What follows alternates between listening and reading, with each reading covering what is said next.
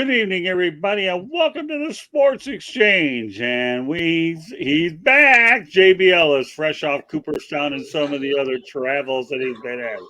JB Ellis, I'll be the first to welcome you back to the big show. How's it going? How's everybody doing? We're doing all right. Glad to see you. I'll tell you, we've missed you.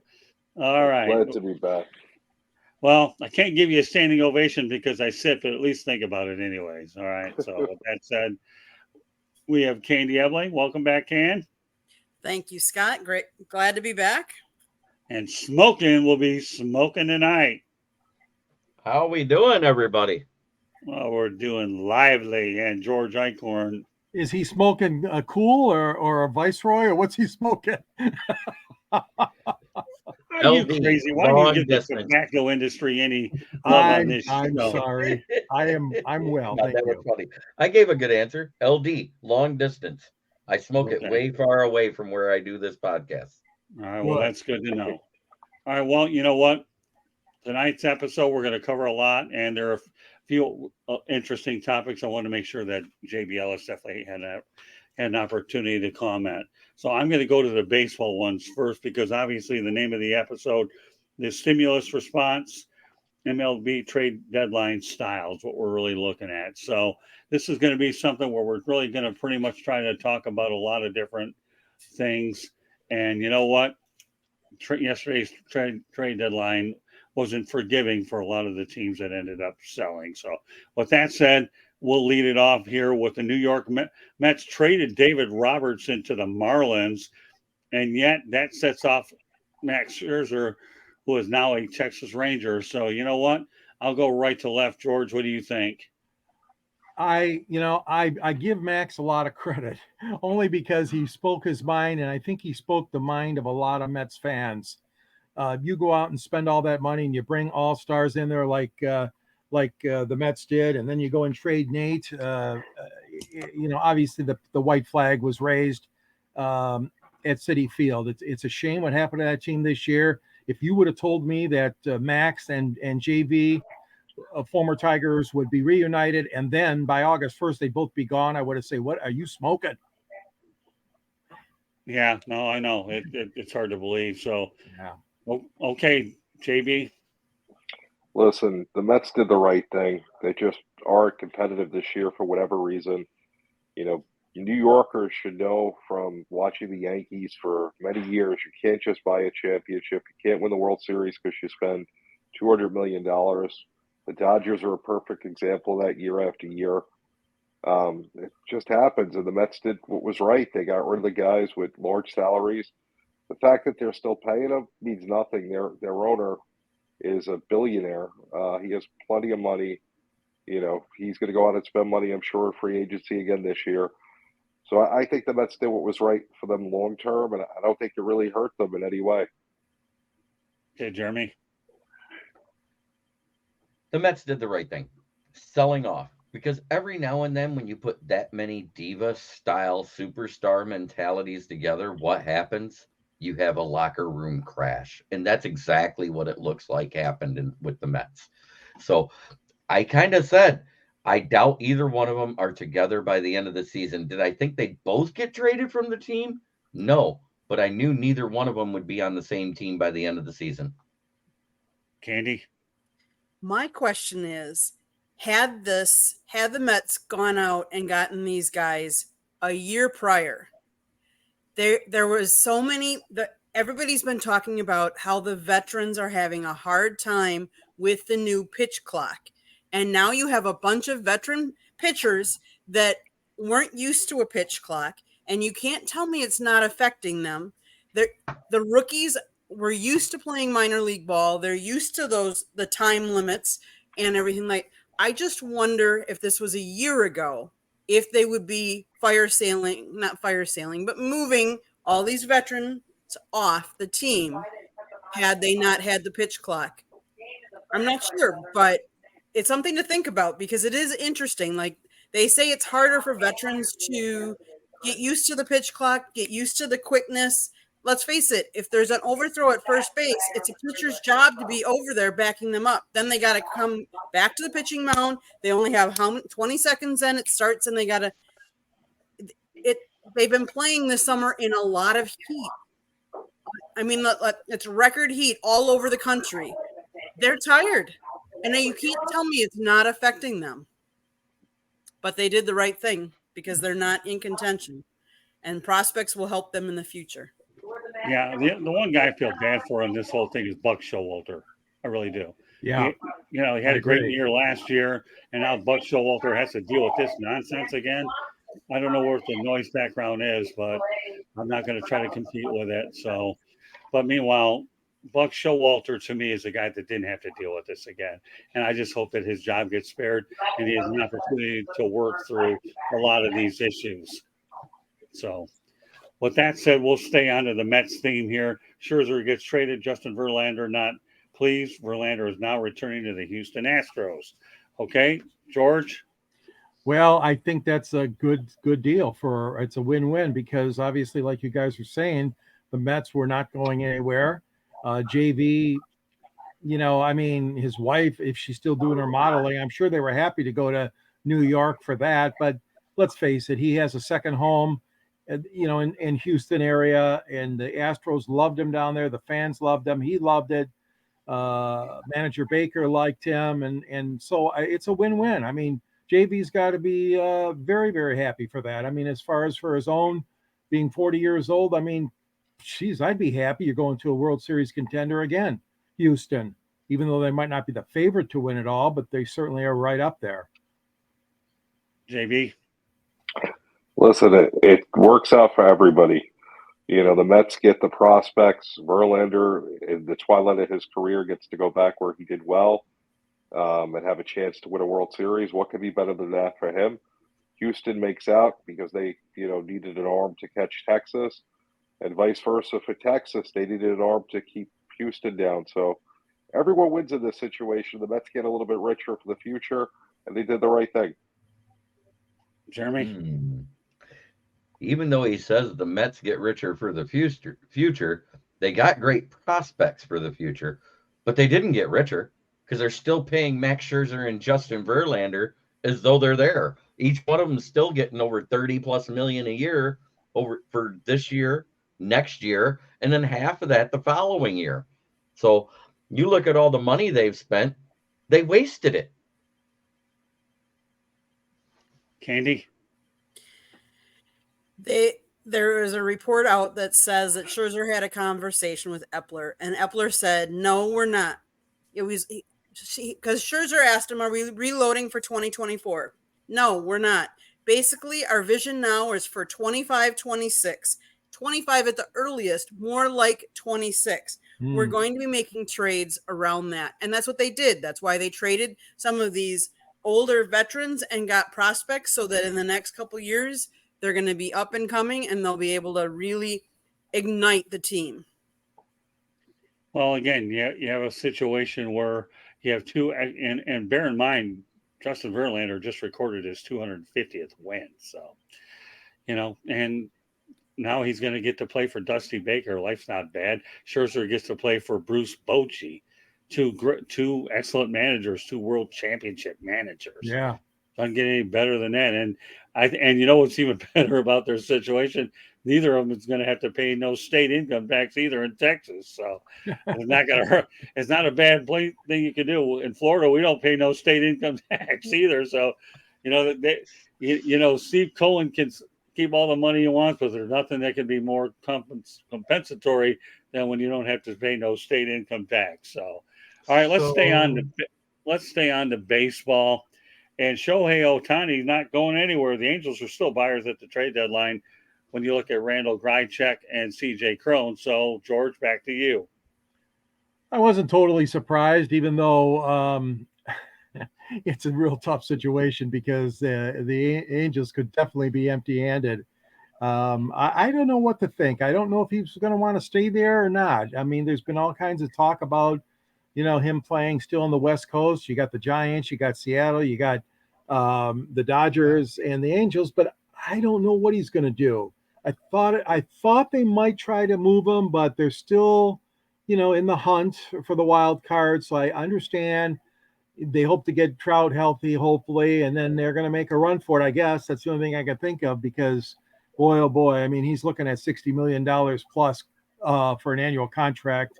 I know the Angels got a lot of money, but I'm not sure they're going to want to spend all that money. So I was a little surprised, Scott, that he didn't get moved. Hey, Brian Cushion. We get it. Okay. Hopefully we'll have a chance to get around to football, but if not, I guarantee tomorrow night, 100 inside the pigskin, we'll have plenty of that for you. So thanks for checking in with us. We appreciate it. All right, on to you, JB. Listen, it's just crazy how Ohtani is by far the best player in the game.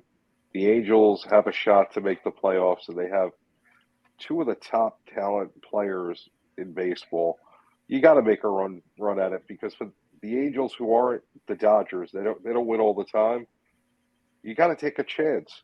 It was the right move to keep them and try and do what you can, long term to keep them. Hopefully they can, make a deal to keep him long term, because it'd be great to see him stay there. But at the end of the year, you're going to have your regular players, even though he says he wants to stay on the West Coast. Yankees, Mets, Cubs, they're going to be involved no matter what.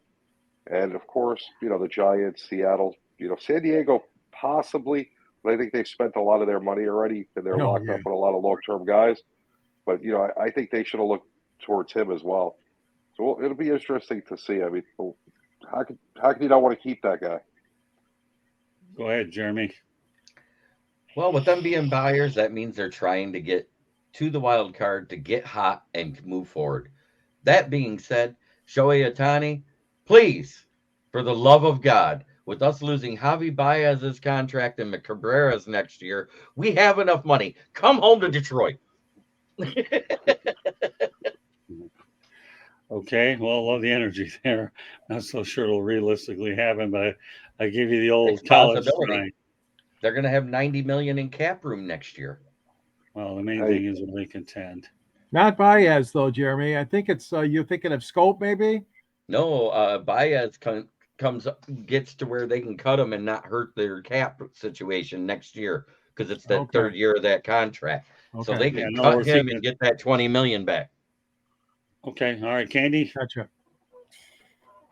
How do you go and trade somebody that throws his first complete game shutout in his career, a one-hitter in a doubleheader, and then goes and he hits, 2 home runs in the second game of the doubleheader? Like, that's just unheard of. And the other thing is what was the asking price? Like, is there anybody out there that has enough players to compensate what they would have wanted for Shohei? I mean, they're going to make a run. The fact that they're in the hunt means that if they were going to ship him off, the price would have been really, really steep. And can anybody afford that? Anybody have compatible enough people to, if you lose Shohei, to make up the difference? Because he's doing it on both sides of the ball. And there isn't any other player that comes close to that. It's amazing how some of these Japanese players turn out. Ichiro Suzuki, how did that one turn out? Shoheiohtani, how did that? Hideki Matsui, right? Another one out there. Yeah. Japanese players are awfully good. The one thing I'll say about Shoheiohtani is, why you should keep them. You're buying, and those transactions are there. But let's not forget how many people he's going to put in the stands there, and it shows the fan base are still trying to win anyway. So, how much revenue would you have lost with the people, your fan base, if he didn't stay for the remainder of the year? Deal with it, and if you lose him, well, at least you can't say you didn't try to keep the guy anyways by not only being a buyer, but give it your best shot. What do you have to lose? And I think the Angels took the right position here as well. I should point out that the Sports Exchange is being broadcast around the world. The audio version of the show can be heard on iHeartRadio, Apple, Spotify, Google. Wherever you get your podcast, please hit the red subscribe button on YouTube, South Florida Tribune. We're striving for 1,000 subscribers. Please also comment, like, and share the broadcast. Want to be a guest? Send topic ideas to southfloridatribune@gmail.com or participate in the chat room. If you want to advertise cost efficiently, give me a call at 954-304-4941. We broadcast live on Facebook, LinkedIn, Twitter, and YouTube, website, www.southfloridatribune.com, Twitter @Tribune South. Candy Ebling is normally behind the scenes, but today she's front and to my left. Coming up later this summer, the Motor City Mad Mouse Show will be debuting on the Eagle Corp Media Studios in Boca Raton, Florida, owned by Dr. Edwin Hernandez. I'll keep you posted. The Eagle Corp is a technology-based company that is going to help me promote my book,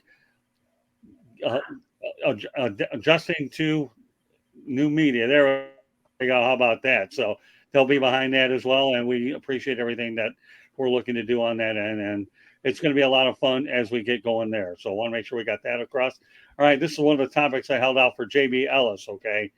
And one that is for you only, but everybody can comment on it. But we're going to start off with JB and then around the horn.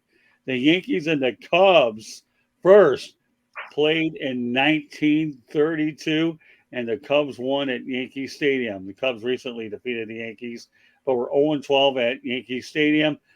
July 7th, it was a 3-0 win, and then they won on Sunday with a 7-4 win on July 9th. And the Yankees were able to win.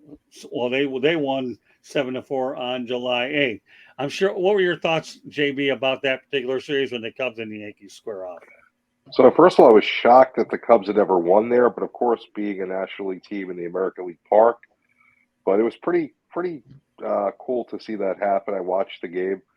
Being a Yankee fan, I'm not really happy to see the Yankees in such disarray this year, but the Cubs, they're showing some life at this point of the year. They had a little dead spot a couple of weeks ago, but they turned it back on, and they're only 4 games back.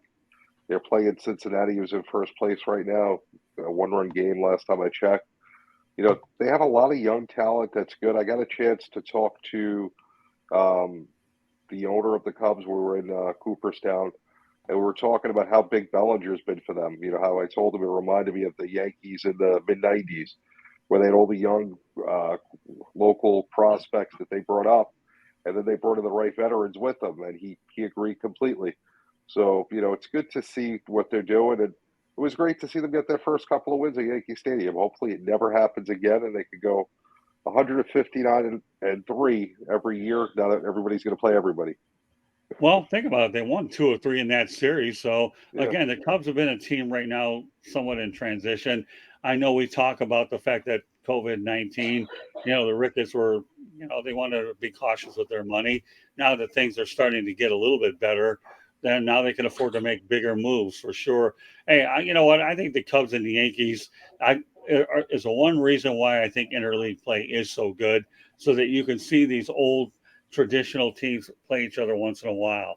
You talk about the Dodgers and the Yankees, the Cubs and the Yankees. These teams have been around forever, and to see them on the field and the Cubs to be able to get those 2 wins, I was really happy for them for sure. All right, now we'll go to Jeremy.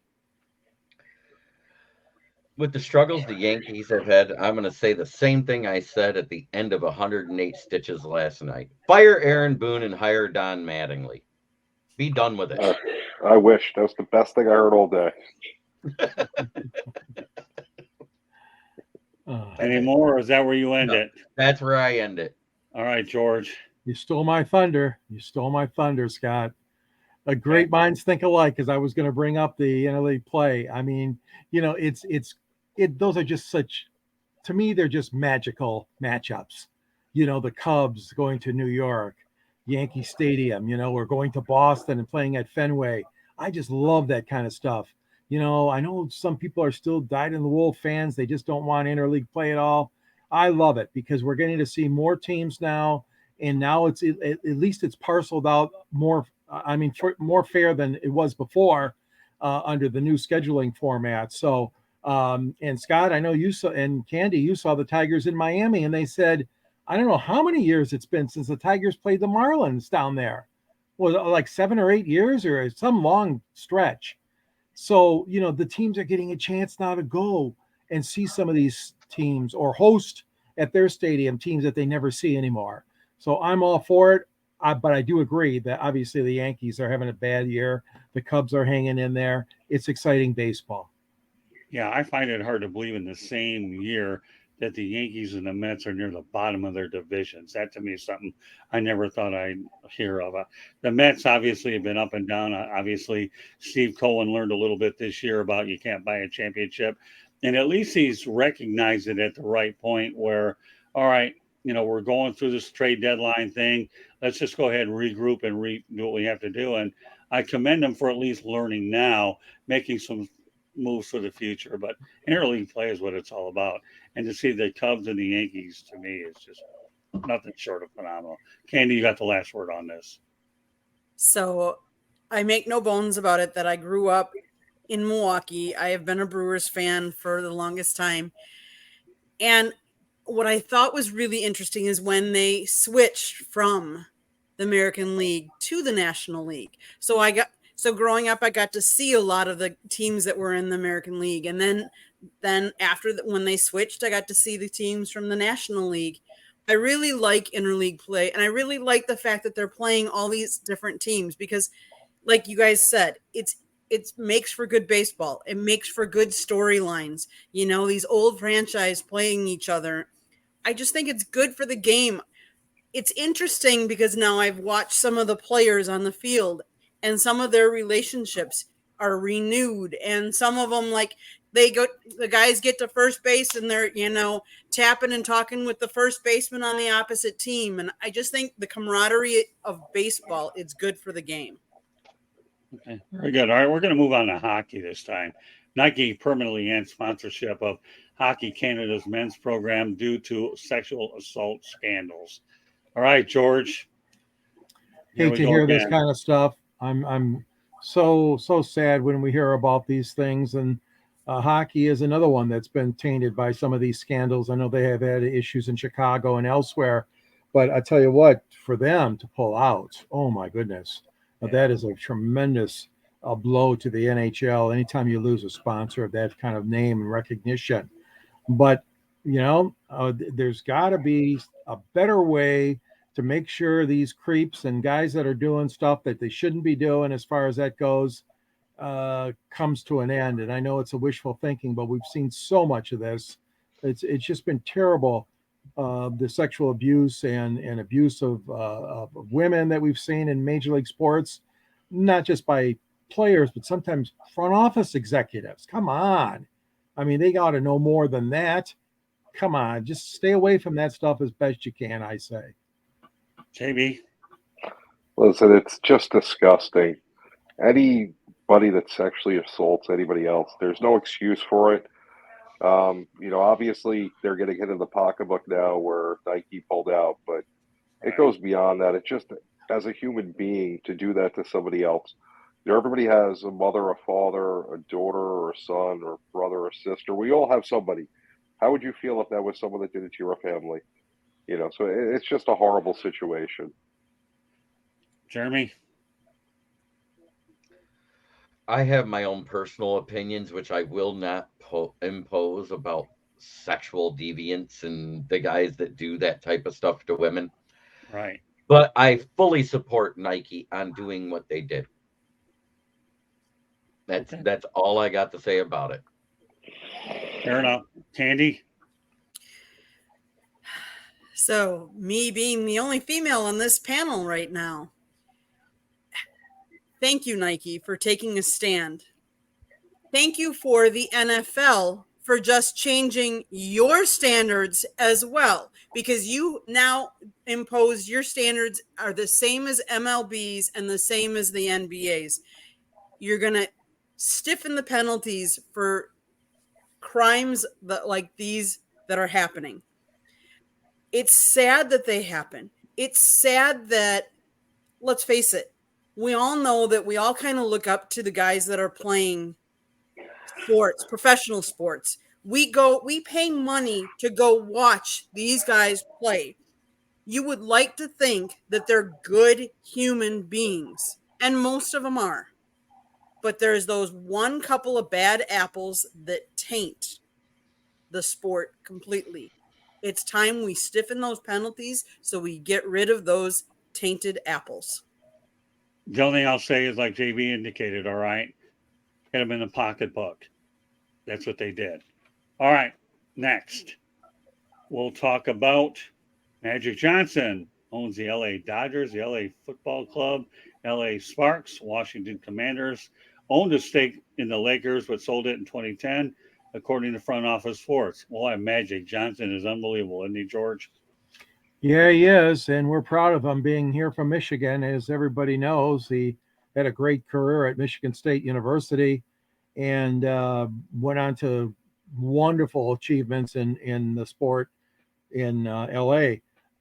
Yeah, I think it's kind of cool. I'm glad to see him involved. I know that Michael Jordan got out of the NBA, owning the team in Charlotte, but it seems like Magic Johnson is enjoying it. I mean, he's having some fun, and he's trying different things as far as the sports go. He's not just sticking with the NBA. And I really think that's good for the game. I mean, he's just been a very good ambassador for the game. I mean, I know he had that whole thing with AIDS and everything, and he got over that. And I just have the utmost respect for Magic. He's a great guy, great personality, and I think it's good for the game because here you got a former player that wants to move into ownership, and he deserves it. I mean, yeah, he's got to have financial backing behind him, of course, but he deserves it because he has a love and a passion for the NBA, football, Major League Baseball, whatever he's involved in. JB Ellis? Listen, I've always been a huge Magic Johnson fan from when he was a player. He was always my favorite basketball player. As a business owner and an athlete that played and purchased franchises, he had the movie theaters. I don't know if he still does. He's a phenomenal businessman. And, to see what he does, it's inspirational to athletes, to minorities, to me, to everybody. We all wish we could do what he did and could learn from him. And it's just great to see what he's doing. And to actually have him get into the NFL is phenomenal. It's a great thing for the NFL. They got rid of a huge problem, and they got a great name to have a piece of ownership. All right, so let me ask any of y'all. Do you think that the new ownership would bring back the Washington Redskins? Yes or no will work? George? You talking about the name? Do you think they'll get rid of the commit? Stole my thunder. All right, well, that's okay. I'm serious this time, Jeremy. Okay. I know. All right. So anyways, yes or no's will work. Will the new ownership bring back the Washington Redskins? Yes or no, George? No. JB? No. Jeremy? Yes. Candy? No. I say yes. Well, the reason why so. is Magic has already put out a petition to be signed, and it's being signed across the country right now. It has over 1.2 million signatures to bring back the Redskins name. I've signed it myself. I'll share it with all of you. Very good. Well, we have a group of 5 here. 2 say Redskins and 3 don't. So remember, the way you ask the question is not do we want them to, is No. will they change the name? He Yes, proposed the petition. That means he wants to change the name back. And it wouldn't care what Dan Snyder's name was anyways. They wouldn't like any name that he's associated with. If you bring on Magic and Josh Harris, you bring that to the Redskins, and you know what? No, they don't have to worry about the logo. They already have it in place. Just bring the old thing back. So I don't know. Just thought it was worth mentioning. All right, last topic of the day unless we go into parting shots. All right, the longest championship droughts in the NFL, MLB, NBA, NHL. The Arizona Cardinals check in with 75 of the NFL. The Cleveland Guardians 74 MLB. Sacramento Kings 72 of the NBA, and the Toronto Maple Leafs 55 NHL. So, all right, George, who's going to go ahead and break theirs first? Well, the Cardinals have had some good teams over the years. I mean, up and down like a yo-yo. So I don't know if they're going to do it. I'm going to go with the Sacramento Kings of the NBA. And again, they've had, like you said, a tremendous drought, but they seem to be getting things together. I mean, they had a good season last year. I'm thinking it might be them, but the other ones are just, oh my God, Toronto. I know, oh man, they got to be fit to be tied. But I'm going to go with Sacramento. I think that's going to be my choice. Oh, and the Guardians, of course. My God, they've been waiting forever in Cleveland, like you said. But I'll go with Sacramento. What about you, JB? Some reason I think the Guardians, the baseball teams have an easier shot at breaking that streak. To me, the NBA is too many teams make the playoffs. Hockey, the Maple Leafs are a cursed team. And the Arizona Cardinals are the Arizona Cardinals. I mean, I don't ever see them winning. I like your comment on Toronto. I can't wait to follow you up with that one. All right, Jeremy. I think the last time Toronto won, I wasn't even being thought of being conceived yet. Arizona won in 75. What? No, 75 years ago was the Oh, last. 75 years ago. The They have the franchise. longest. Wow. Yeah. So yeah. I want to say something nice and pleasant for the Cardinal fans that are out there, but I really don't. As long as you have a quarterback that wants to play video games more than read a playbook or study it, guess what? You're not winning.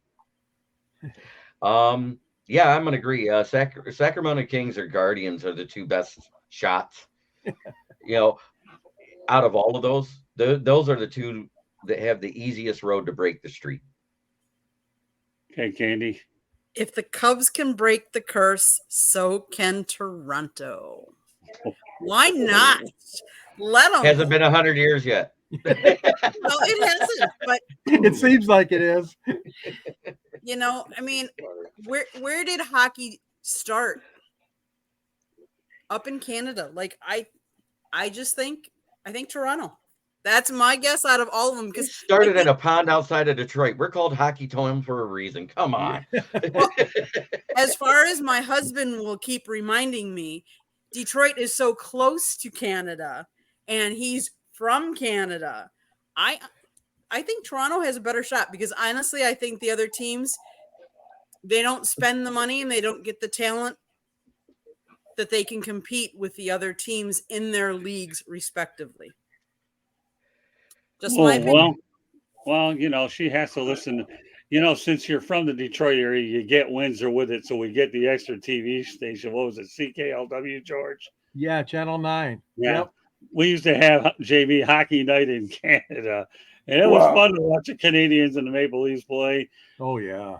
It was fun to watch all those other teams play. So, as much as I would like to see the Toronto Maple Leafs, because I think they have one of the best of this group here, I probably might hedge toward the Sacramento Kings as well. But remember, the last time the Cardinals won a championship, I believe it was with the Chicago Cardinals, wasn't it? I believe so. Yeah. Yeah. So they didn't win one in St. Louis when they had two birds, and they haven't done it in Arizona. So I'm going to say that the Chicago Cardinals predates a lot of us, if not all of us. All right. I don't think any of us is that old. Well, George is closer than I am. Wow. Cheap shots from the cheap seats. No, it isn't, because I'm not that far behind him anyways. Hey, let me tell you, George is probably healthy at his age and I am at mine. So, we'll leave it at that. True. So, all right, Probably we actually healthier than have. me. What's that? He's probably healthier than me. Yeah, well, okay. I wish. Yeah. So how about that, baby? We have a Chicago champion in there. Was the Chicago Cardinals? Right. So, that was a long time ago. well, let me ask you a question, JB. What did Debbie think about that Cubs Cardinals series? She was quite happy. I wasn't. Tell Debbie, our heart's with her, and we know she's a Cubby girl, but more importantly, as long as she makes you happy, she's all right in our book. So that's why I held on to this topic here, guys. So since we're running actually pretty good on time, I'm going to leave it open for anybody that wants a parting shot. George, anything on your mind? Well, JB was a witness to the Hall of Fame, and I know Scott's been there, and Candy, I have not, but I still think we got to get two former Tigers in that Hall of Fame, Mickeylolich and Lou Whitaker. Lolich, of course, did a fantastic job as Tigers starting pitcher. In fact, he he won 3 games in the World Series, which is unheard of nowadays. 3 games, and beating the great Bob Gibson in a couple of those games. But Mickeylolich deserves consideration by the Select Era Committee, and of course Lou Whitaker goes without saying. I mean, Scott Rowland made it, but come on. Sweet Lou did a fantastic job here in Detroit alongside Alan Trammell. And once they finally put Trammell in, I have a feeling that Whitaker might get a more serious look, even though 1 vote came since then and he did not make it. But I'm just pulling for those 2. I hope the Baseball Hall of Fame and the writers correct that error and get Mickeylolich and Lou Whitaker into the Hall of Fame. That's my parting shot. Very good. All right, JB. You know, I want to talk about the Hall of Fame for a minute. I think the Hall of Fame did a phenomenal job with everything that they had, the whole program throughout the weekend. You know, to see the players that became Hall of Famers in the parade and taking the time, most of them, you know, took time to sign autographs for the fans and spend some time with them. You know, to see the media inductees, John Lowe and Pat Hughes, get inducted was, you know, to me, quite an honor because we're all in the media field here. You know, and to hear their stories and what they had to say and how they got there. You know, and then of course, just getting to view the Hall of Fame again, having been there before, it's a special place. And, you know, if you haven't been there, go. And I want to give a lot of credit to them. And it would be great to see if they can get Lou and Trammell in at the same time. That would be phenomenal because, you know, they were great together. Well, Trammell's in, but Lou Whitaker, my friend Tom Gage is trying like heck to get him in, but it's not like Lou is the most open guy on the planet. So he's a little there's a lot of that. Yeah, There's something to that. But Tom Gage has been lobbying to get Lou Whitaker, JB, just so you know, in it. So, you know, but I'm glad you experienced it. Did you ever have a chance to go to the Ford Frick Award wing of there, as well as the broadcasting, as well as the writers wing? No, I did not. This was the first time. Yeah, we went back there, and it was unbelievable. Yeah. And I can tell you, a lot of my friends are in there. You know, Tom Gage, I mentioned, Ernie Harwell, the list goes on and on. Should you get back there again, that's something I would encourage you to do, particularly since that you're in the profession anyways. All right. But thanks for sharing your story, JB. Appreciate it. Thank you. It was fun to watch all your posts on social media. You did really well. So, Thank all right. Oh, it was great. I mean, yeah, you brought back memories about a year ago. So, and I'd love to get back there one day, but hopefully it won't be as expensive as the last time. Only thing I'll say about it is Don Mattingly needs to get in the Hall of Fame, period. Yeah, that'd be nice. I mean, if Scott Rowland's in, I can't see why Mattingly shouldn't be in. Well, good. Then you enhance my case. Thank you very much. Okay, Jeremy, go ahead. About the subject? Or parting shot? Parting shot. Your parting shot. My parting shot. Sayonara to Michael Lorenzen. He goes to the Phillies. We get back a guy, and I talked about it last night, 271 batting average, 301 slugging, 401 OPS. All of those numbers are almost 100 points better than Javi Baez. Call him up. So Javi Baez is your favorite player? Oh, my God. Yeah. Just like Garrett Cole is yours. Jeremy, I get the feeling that Javi Baez to you is only like you wanting to get rid of Dwayne Casey, right? Yes. Yes. You got your wish on that one. Careful what you ask for. You might get it. Garrett Cole, only going to see once in every 5 days. You got to see James Baez Burgess like came all the in and time. gave. Yeah. James Burgess gave us a parting shot. Buckshot Dan Snyder's butt. Well, we're on target tonight. All right, and you know what? Yeah, James Burgess, Mickeylolich had owned Gibson in '68. Game 7 was a shutout until Roger Maris lost his last home run. Yeah, well, whatever. I had a home run when I got Tom Gage got Mickeylolich on the Sports Exchange with Peter Ween and I, and you could see that interview on the South Florida Tribune website. Go ahead, Candy. So my parting shot is this last weekend was one of the last weekends without football. Football has started. Training camps are there. So there's been all kinds of talk. We all know Rodgers is no longer with the Packers. It's time for love. Yeah. My question is this will also be a test to see how good a head coach Matt LaFleur is. Because before you had Aaron Rodgers, who has been he'll be a Hall of Fame quarterback. He's had a great career.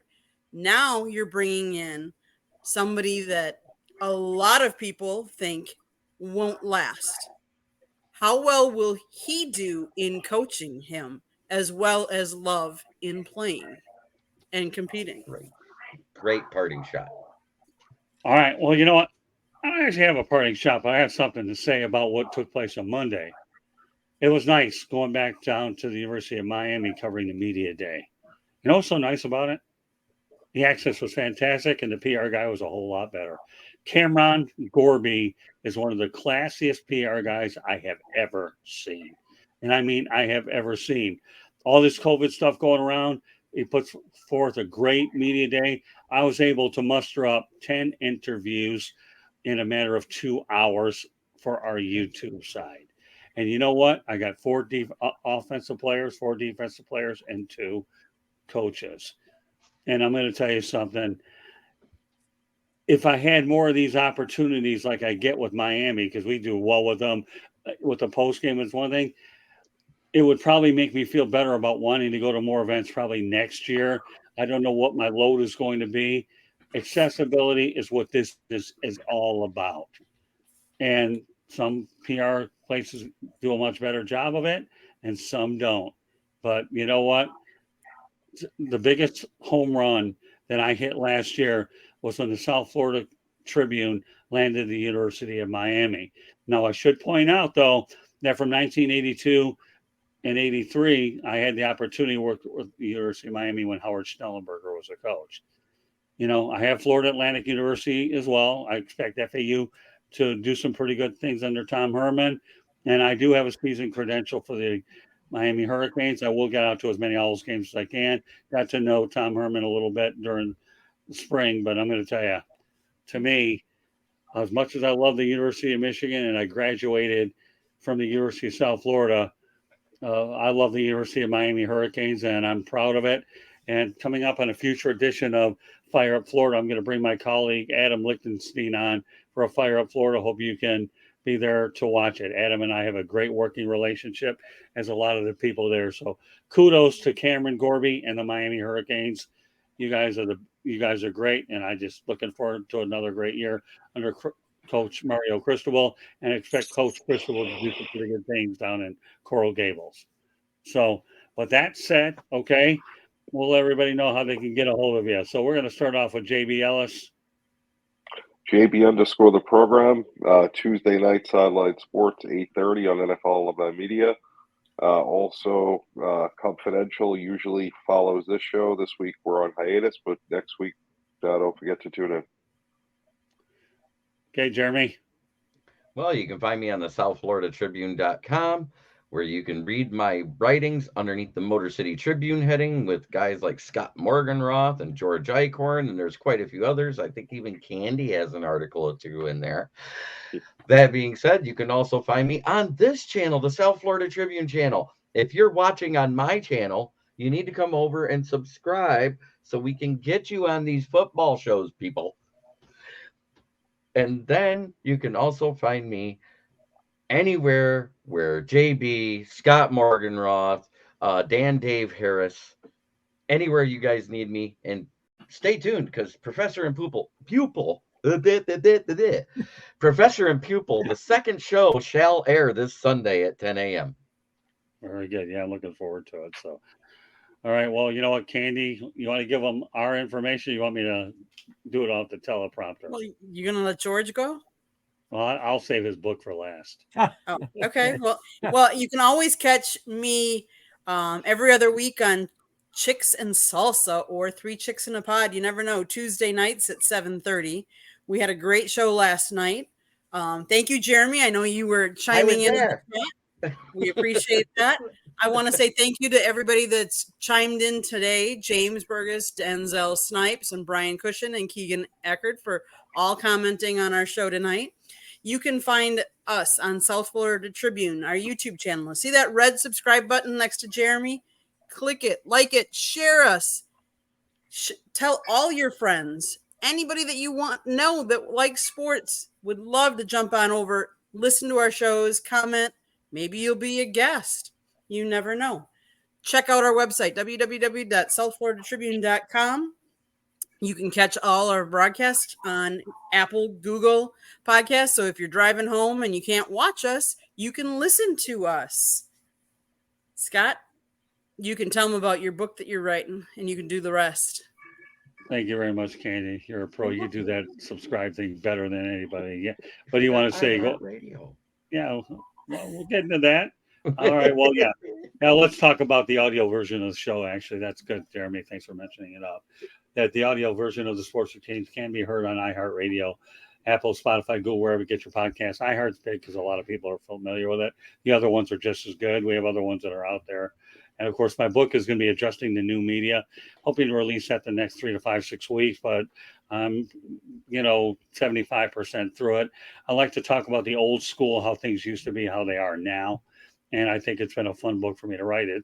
But the amount of research I've had to put into this thing has been incredible. And I also have a COVID-19 section, which has really indicated some of the trends of what this industry has become and why some of our closest friends are getting out of it. So, and of course, the Motor City Mad Mouse show will be debuting later on this summer, or if not early fall. And it'll be also presented by the Eagle Corp, the tech company, which I am the president of that organization. So we have a lot of good things going for us. But that book, for those people that really know me, they've known I wanted to write a book. You just don't write a book unless you have something to do.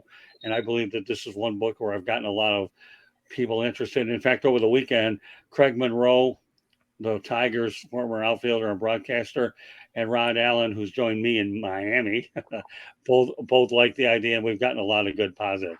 Hope we're keeping you there, JB. All right. I'm doing well.